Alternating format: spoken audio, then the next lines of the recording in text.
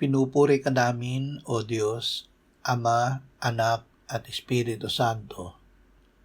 Salamat, Ama, na ibinigay mo sa amin si Jesus na iyong anak na namatay para sa aming kasalanan, iyong muling binuhay, iniakyat at iniluklok sa iyong kanan sa langit.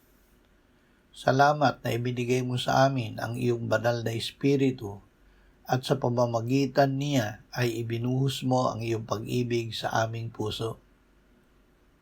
Panginoong Jesus, salamat na ang iyong biyaya ay sapat na sa amin dahil ang iyong kapangyarihan ay nagiging sakdal sa aming kahinaan. Sanayin mo kami na tuwing mamamalaya namin ang aming kahinaan, ay agad kaming humingi at humango ng kapangyarihan mula sa iyo. Amen.